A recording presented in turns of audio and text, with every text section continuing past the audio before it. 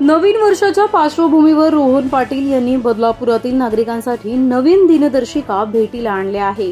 ध्येय प्रभागाच्या सर्वांगीण विकासाचं या वाक्याला अनुसरून दिनदर्शिकेचं उद्घाटन महाराष्ट्र राज्याचे मुख्यमंत्री एकनाथजी शिंदे यांच्या हस्ते बदलापुरात संपन्न झालं। काही दिवसांपूर्वी बदलापुरात संपन्न झालेल्या अग्रिम महोत्सवाला मुख्यमंत्री एकनाथ शिंदे यांनी उपस्थिती दर्शवली होती।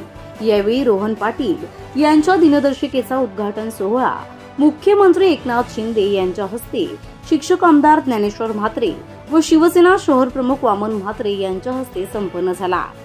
या दिनदर्शिकेचं वैशिष्ट्य म्हणजे या दिनदर्शिकेवरती LIC, गॅस सिलेंडर, शाळेची फी, बसची fee, cable, internet bill, society maintenance अशा प्रकारचे रकाने देण्यात आले आहे।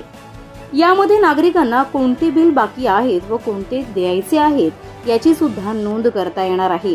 त्याचबरोबर काही उपयोगी नंबर सुद्धा यामध्ये नमूद करण्यात आले आहेत। तसेच या दिनदर्शिकेवरती विविध पदाधिकाऱ्यांची विशेष ओळखही करून देण्यात आली आहे। त्यामुळे नवीन वर्षानिमित्त आता ही दिनदर्शिका युवासेना अध्यक्ष रोहन पाटील यांच्या माध्यमातून हजारो नागरिकांपर्यंत पोहोचविण्यात येणार आहे।